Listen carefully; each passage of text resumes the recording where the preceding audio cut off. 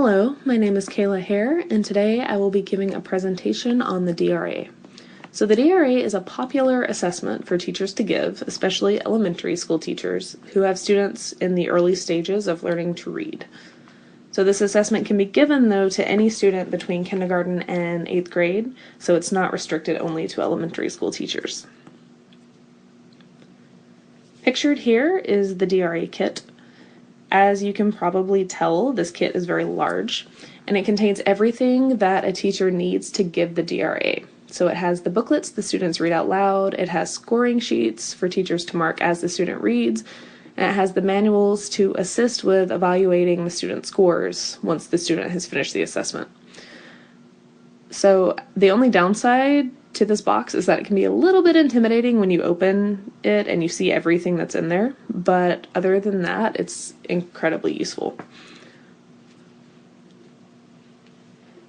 So teachers use this assessment when they want a comprehensive and holistic view of a student's strengths and weaknesses in reading. The most common use of the DRA is to pinpoint a student's reading level so that you can help them find books to read in their zone of proximal development. But it also gives a lot of information about specific reading skills.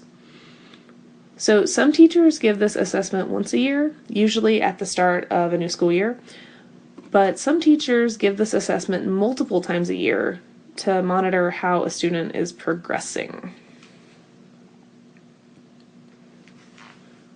When a teacher is administering the DRA, he or she is going to sit one-on-one with the student, preferably in a quiet place.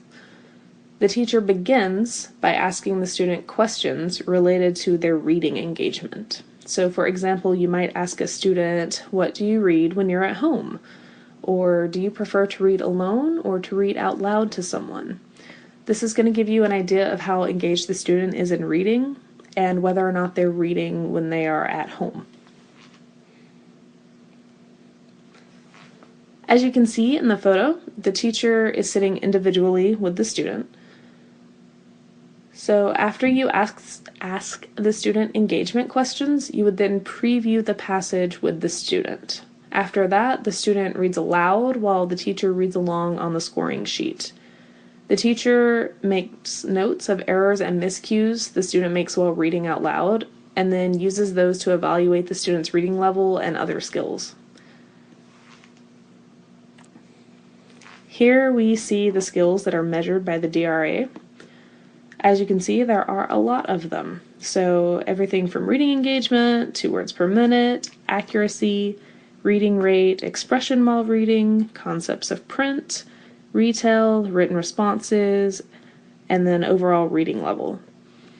So this shows how much information that the DRA can provide and why it's so useful for teachers who have students who are learning to read. So this slide shows some of the reading materials that are provided by the DRA. So you can see there are a lot of different texts and they span a lot of different reading levels so that you can accurately assess students at different levels.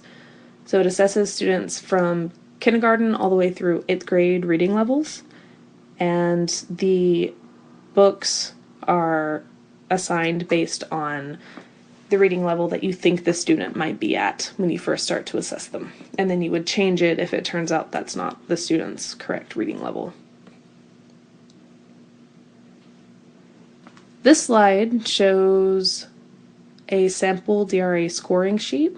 So here we see the transcript of the text the student was reading, as well as where the teacher marked errors and miscues. So this is what you would use to determine the student's reading level and to evaluate all of those skills on the previous slide. This is a chart that breaks down the different DRA levels and the grades they correspond to. So notice that 1st through 3rd grades have a very specific breakdown.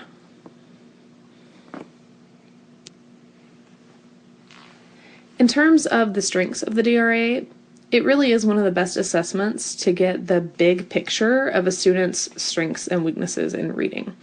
So on the slide earlier, we saw all the different skills the DRA tests, which is really great for teachers who need very specific data for things like differentiation and creating intervention plans. However, the DRA can be a big time commitment. The assessment can take 20 minutes to administer to one student, which makes it difficult to do for an entire class and even harder for middle school teachers who have multiple classes of students, like me. So when you're considering giving the DRA, the teacher should really balance the pros and cons of having a wealth of data versus the amount of time needed to give this assessment. So there are pros to giving it. There are also some cons. So you have to make that choice for yourself, really. Unfortunately, this assessment kit is very expensive to buy on your own. However, a lot of schools or school districts already have them available for teachers, especially if you teach at an elementary school. But if your student or district doesn't already have the DRA kit available, they might be willing to buy one because the assessment is so useful and because the kit is reusable. Multiple teachers can use it, lots of different students can use it. There's really not a limit on that.